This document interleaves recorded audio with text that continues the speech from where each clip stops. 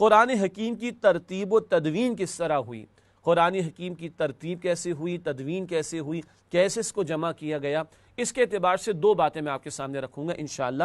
پہلی بات آئیے نوٹ کیجئے گا، قرآن حکیم کی ترتیب دو اعتبارات سے ہے۔ ایک ترتیب کا فرق دو اعتبارات سے ہوتا ہے، ترتیب نزولی جس کے اعتبار سے پہلی سورت العلق ہے، مشہور بات ہے نا، پہلی 5 آیات سورہ علق کی وہ پہلی وحی ہے جو نبی اکرم صلی اللہ علیہ وسلم کو عطا کی گئی، اقرأ بسم ربک الذی خلق، مشہور آیات ہیں۔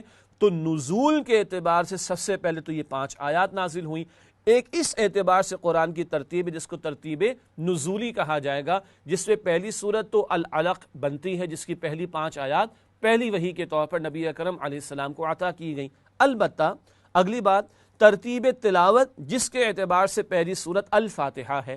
ترتیب تلاوت سے مراد آج جو قرآن حکیم ہمارے سامنے ہے اور جس انداز سے موجود ہے یہ ہے قرآن کی ترتیب تلاوت جس میں سب سے پہلی سورت الفاتحہ ہے۔ سورت الفاتحہ پہلی سورت بھی ہے جو مکمل نبی اکرم علیہ السلام پر نازل ہوئی، ورنہ سورہ علق کی پہلی 5 آیات نازل ہوئیں، پھر ایک رائے کے مطابق سورہ علق کی سورہ قلم کی چند آیات نازل ہوئیں، پھر سورہ مزمل اور مدثر کی چند آیات نازل ہوئیں، مگر مکمل سورت نازل نہ ہوئی۔ سورت الفاتحہ پہلی مکمل سورت ہے جو نبی اکرم علیہ السلام پر نازل ہوئی اور مصحف یعنی آج قرآن کی ترتیب میں بھی پہلے ہے۔ اور وہ جو پہلی 5 آیات سورہ علق کی عطا ہوئی تھی نبی اکرم علیہ السلام کو، وہ کہاں ہے؟ وہ بالکل آخری پارے میں، اس کا سورت نمبر بھی 96 ہے، بالکل آخری پارے میں سورۃ العلق رکھی گئی ہے۔ یہ کیسے ہوا؟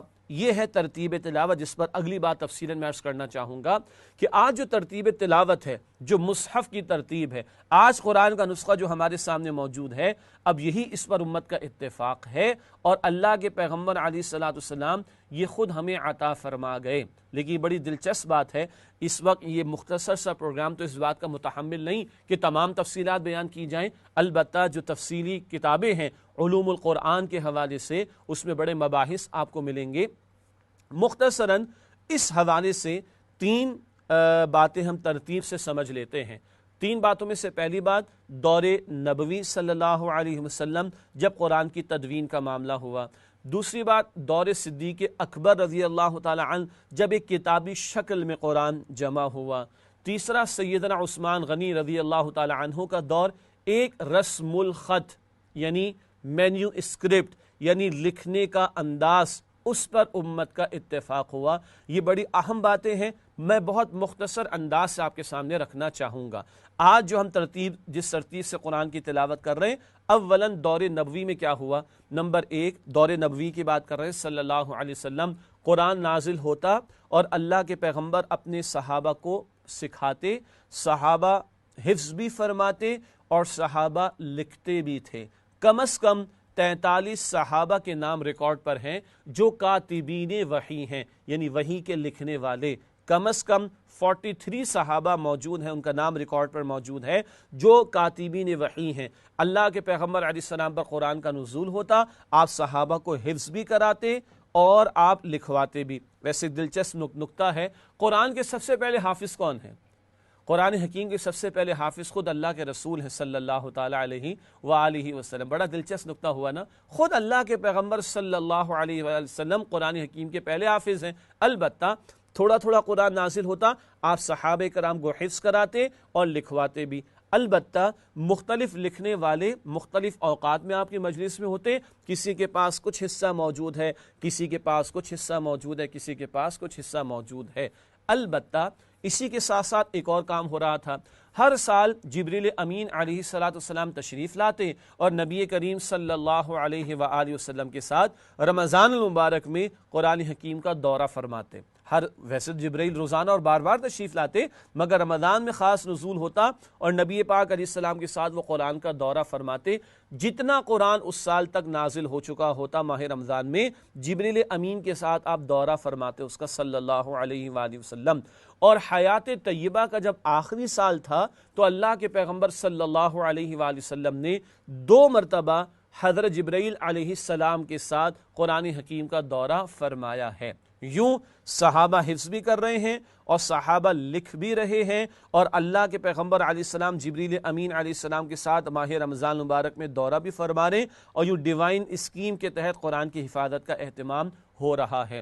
مزید برآں اللہ کے پیغمبر علیہ السلام یہ بھی بتاتے صحابہ کو کہ سورہ فاتحہ کہاں رکھی جائے گی۔ سورۃ البقرہ مدنی سورت ہے، لیکن سورۃ البقرہ کی آخری 2 آیات ابھی تھوڑی دیر پہلے ہم نے بات سمجھی، معراج کی شب نبی پاک علیہ السلام کو عطا کی گئی۔ معراج کا واقعہ مکی دور میں پیش آیا، تو مکی دور میں عطا ہونے والی 2 آیات ہیں سورۃ البقرہ کی آخری 2 آیات، مگر وہ مدنی سورت البقرہ اس کے آخر میں رکھ دی گئیں۔ یہ کون بتا رہا ہے؟ یہ خود اللہ کے پیغمبر بتا رہے صلی اللہ علیہ وآلہ وسلم۔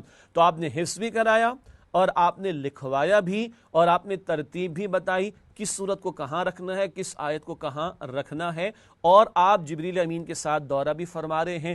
یوں دور نبوی میں قرآن حکیم کی ترتیب ہو رہی ہے اور تدوین ہو رہی ہے خود رسول پاک علیہ السلام کی زیر نگرانی۔ البتہ دور نبوی صلی اللہ علیہ وسلم میں اکثر تو حفاظ ہی تھے، تو ایک کتابی شکل میں جمع کیے جانے کی حاجت پیش نہ آئی، نہ ایسا کوئی اہتمام ہوا۔ البتہ صدیق اکبر رضی اللہ تعالی عنہ کا دور تھا اور ایک جنگ کا موقع پیش آیا، بہت بڑی تعداد میں حفاظ شہید بھی ہو گئے، اور ایک بحث کھڑی ہوئی کہ اگر اس طرح حفاظ شہید ہوتے چلے گئے تو قرآن حکیم کی حفاظت کا معاملہ۔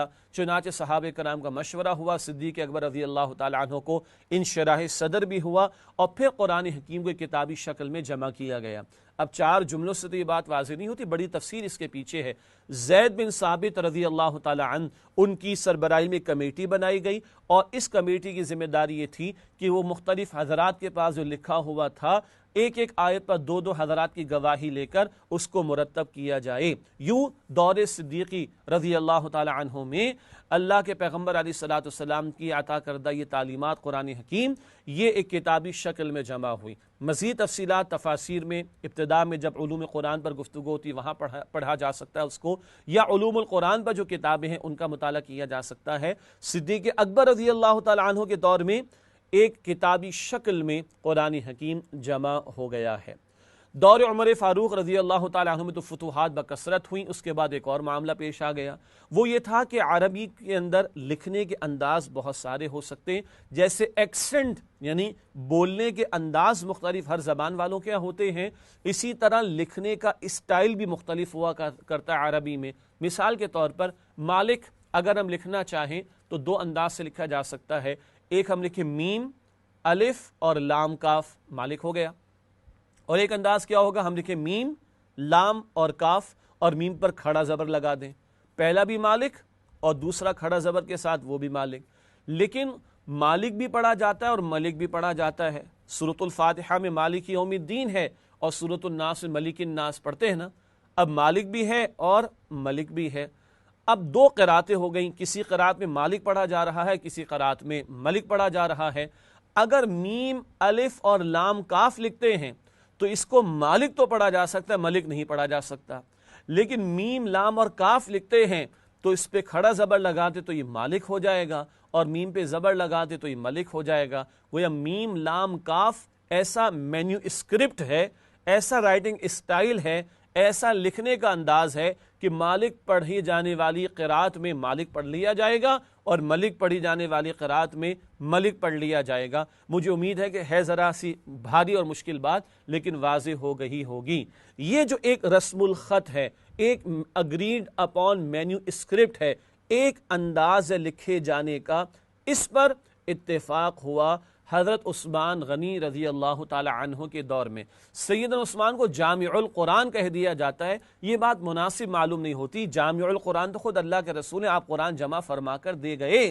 ہاں کتابی شکل میں صدیق اکبر کا دور اور تیسرا دور عثمان غنی رضی اللہ تعالی عنہ کا، وہاں انہوں نے جمع نہیں فرمایا، بلکہ امت کو ایک رائٹنگ اسٹائل پر، ایک مینیو اسکرپٹ پر لکھے جانے والے ایک انداز پر متفق فرما دیا، اور امت کا اس پر اتفاق ہو گیا۔ اور یہ ہے دور عثمان رضی اللہ تعالی عنہ میں، اور اس کی نقول یعنی اس کی کاپیز بڑے بڑے شہروں میں بھجوا دی گئیں، اور اسی سے آگے مزید نقل قرآن حکیم کی تیار کی جاتی تھی۔